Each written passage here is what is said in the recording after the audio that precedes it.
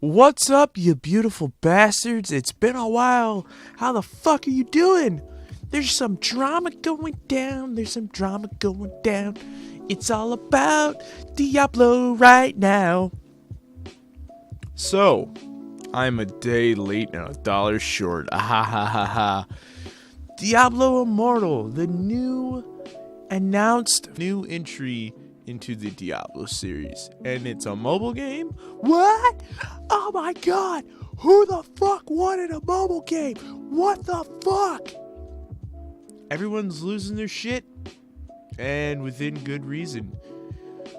These companies have the audacity to think that after a long wait, after a beloved sequel, that they should turn that franchise into a mobile microtransaction party. And I just don't understand the logic behind it, other than they want to piss off their consumers and they want casual gamers to spend thousands of dollars, which then turns into millions of dollars on the mobile platform. And you can see why hardcore fans get upset when these companies do that. That's why when EA decided to do another Command and Conquer and put it on mobile, the consumers lashed out at them for good reason, because mobile ports or mobile games of games that have been on PC or consoles are usually trash.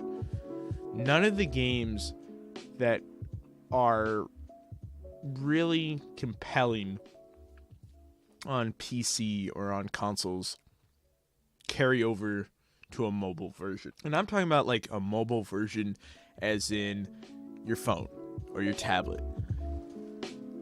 Handhelds have received some really cool games, but they haven't been console quality.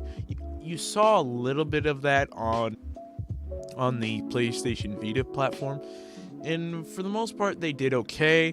The problem with the PlayStation Vita is that they decided to fuck you over with the memory. The space on the cards was abysmal, and then they had their own proprietary system, and it was ungodly expensive. And then you saw that they were kind of like in this weird position where I think the people who are upset at the fans who are upset are in the wrong, because of the fact that you have a right to tell these companies that you're upset or you're unhappy. And my biggest gripe was with Pat the Nest Punk, or is it Pat the Nest Punk? Or I think it's just Pat Nest Punk. He came off very unaware of the situation, and he talked to his buddy on his podcast about this situation, and his buddy is just, he just comes off as a white knight social justice warrior. He says things that just make me cringe, and I'm just like, dude, calm down. Like, you're not winning brownie points with these groups. They'll turn on you just as much as you kiss their ass, okay? Let's just relax. To call your audience babies, because the thing is, I'm sure a lot of people who watch his content, they also enjoy Diablo, they also enjoy Blizzard's other franchises, and to respond in such a demeaning way kind of hurts you and your business, and also along with their business, the Blizzard's business. And you can see that his channel has been getting dislikes up the wazoo. He's losing subscribers left and right. I'm not sure if he still is at the time of this recording. It's a few weeks afterwards. People need to understand that when you don't like something, it's okay to criticize it. It's okay to talk to the people who are responsible of the thing that you don't like and tell them what's up. Tell them that because of this reason, I'm not going to buy this product. Or because of that reason, I'm not going to support these other projects going forward. They need to be cognizant of these things that they're doing. For Blizzard to end their conference or their spectacle or whatever they fucking call it, their special event, with a mobile announcement, I mean, that's just crazy. That's why Bethesda went ahead and ended their conference with a picture, because ending it on that shitty Blades of Glory, whatever the fuck that game is, people would be like, that's it, really? And that whole conference was garbage too. I mean, nothing there really interested me. Rage 2, you're turning that into Borderlands 2, but I mean, that's besides the point. You need to think things through. And I don't know why the Diablo team didn't go ahead and just throw up a picture of Diablo 4 for PC. Even if they haven't done anything, they needed to do something to not push this mobile narrative bullshit that a lot of the hardcore fans that pay good money to see some cool shit, and then they end up with that. That's your audience isn't gonna go crazy over that. Maybe if it was the Star Wars audience, maybe they would be like that, but no. I think too many times we see companies pretend like gamers are just basement dwellers. They live with their parents and all this other shit that's like a stereotype from like 15 years ago, 20 years ago, and they pull some shit like this. And I know it's usually not the developers that do this shit. It's the higher ups. It's the guys in the suits. So I just think that whole thing was fucking ridiculous. I don't need to spend a whole lot of time going through it. There's been several people that have made videos on it, and I just think it's fucking hilarious. But shit happens. People need to be aware of what is going on, and it's okay to criticize. This is the bottom line. You're not going to win brownie points with those SJWs because you kiss their ass and call everyone babies or entitled.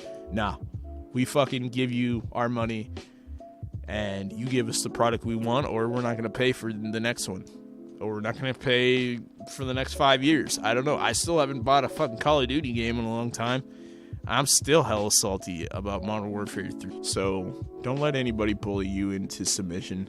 You do what you want. Now, Rockstar. No one wants to work at Rockstar because they're mean and they want to achieve greatness. Now I'm not working at Rockstar. This Rockstar drama is bullshit, okay? This drama within Rockstar, this is the kind of shit that gets started by Kotaku, Eurogamer, Polygon, all these sites that just think the world is this unfair fucking bubble that they just can't escape from. And you know what? Guess what? The world is a fucking hard, fucking cruel, intense situation that you go through every fucking day. But these motherfuckers, all they do is go, I can't do this, so we must change the rules. No, we're not going to change the rules. You need to adapt to the situation that you're in, and you need to rise above it. And all I ever see is shit like this, where they go, well, this person didn't have this experience, so everybody must have this experience. Otherwise, we don't know how to feel. Rockstar has made some great games. I won't deny it. They are one of my favorite fucking developers, and they have done some masterful things, masterful pieces of art. This is art that they have created in Red Dead 2 Redemption, or Red Dead Redemption 2. I don't like that title. This is a beautiful, gorgeous game, and on my OLED, it's even amazing. And I've had some issues with my OLED too. I am gonna have to get it fixed, but even looking at it, it's still masterfully done. It is a remarkable piece of software that should be easily in the top 20 of all time games. In my list, probably. I don't know. I'd have to sit down and write a list. Maybe one of these days I'll make a list of how far up or down it is on my list of top 20 games. A story came out that said Rockstar treats their employees like shit and supposedly demand them to work long, tedious hours. which, if you're achieving greatness, if you're going for something that is one of the best things of all time in its said category, or just in general, you have to work the long hours. You have to strive for greatness. You have to strive to make your product as perfect as it can be. Otherwise, you don't get the things that we have in the world. You think Steve Jobs was a person that was just like, hey everybody, you're working so hard and I want you to know that I love you and care for you. No, motherfucker. No. He was being a dick because he knew this shit had to be perfect to a T. Okay? It had to be fucking excellent. And he worked hard and he worked hard and then he worked harder than a lot of other motherfuckers. Okay? The guy who invented the toilet.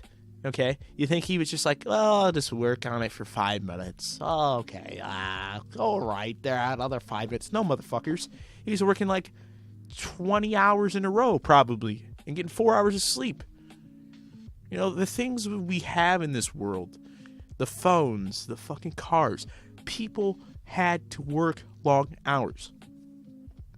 And some people were not made for that shit. Some people are not as strong as other people.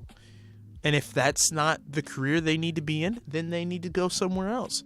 But to say that the Hauser brothers were slave drivers and fucking whipping everybody so that they would do this is bullshit. You could just see some of the reviews that these employees leave on, I believe it's Glassdoor. I will link the website down below, and I will share some of these reviews by employees. You know, there's some people that hate their job, and there's some people that love their job. And when you've got a company like Rockstar that hires, you know, X amount of people a year, and then they have all these people on staff, and they're creating games with the level of detail and clarity that they have, then yeah, you're going to have some days where it's harder than others. You know, when I go to work and I knock out a whole bunch of shit, and then all of a sudden my boss starts talking all this shit, and I'm like, dude, are you serious? You're going to get that no matter what, no matter how much you do, how much you don't do, you're going to get flack for it. And these snowflakes, they never try to improve their situation unless they're trying to make you a sexist, a racist, transphobic, all these things that they lump in because there's not the thing they want in the game, or you're doing something better than they are. And that's the kind of bullshit that happens all the time. And it needs to stop. I'm the most level-headed about this, but at the same time, these people are fucking crazy. They're fucking crazy. And if you don't like what they have to say, don't fucking support them, okay? Don't click on their articles. If you do it that special way that, you know, doesn't give them a view.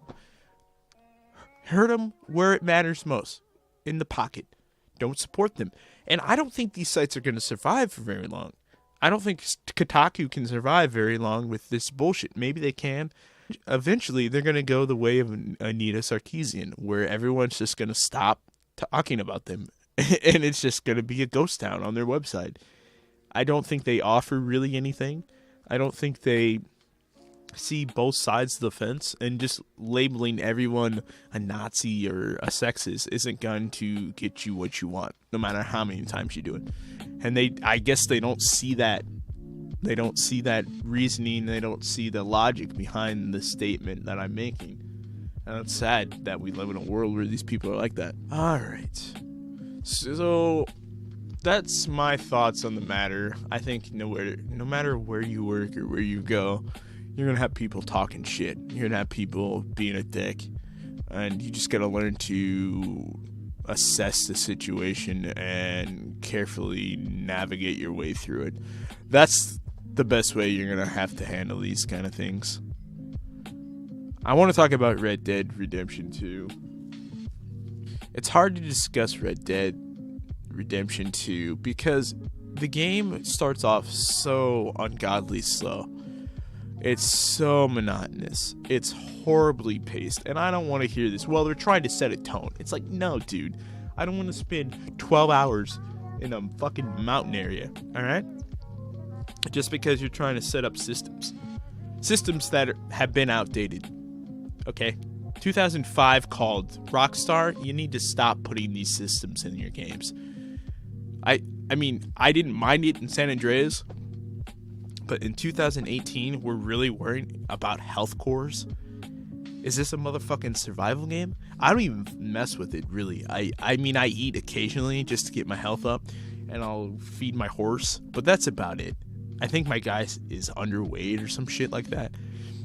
It's like, did you really need this? And then not to mention the controls they're starting to be outdated a little bit. I see a lot of Max Payne 3, Red Dead Redemption 1, and GTA 4. And they're starting to get to that point where they need to address some of these issues. They need to get a little bit closer to, I wouldn't say a new engine, but they need to do some tweaking because it's starting to feel a lot like prior games. The weapon wheel system is kind of trash. It's probably better for PC, but at the same time, they're vague as hell right now about the whole PC port, which they would be so stupid not to do a PC port. They have to do a PC port. In like 3 years, if people come back to this video and somehow they haven't made a PC port, I gotta do something. I gotta fucking do a giveaway. Because I would be shocked. They cannot be that stupid. They cannot leave money on the table. They should have done like a remaster of the first. I like it. I think it's really grown on me. I think the stranger interactions are much more in depth this time around.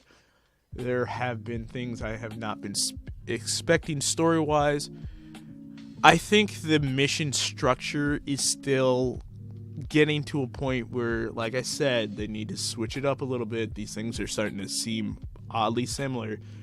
If you just look at the achievement list for GTA and Red Dead Redemption 2, they're very similar. The whole 70 gold medals, I don't really give a fuck about that, dude. I never want to replay a Rockstar game over again.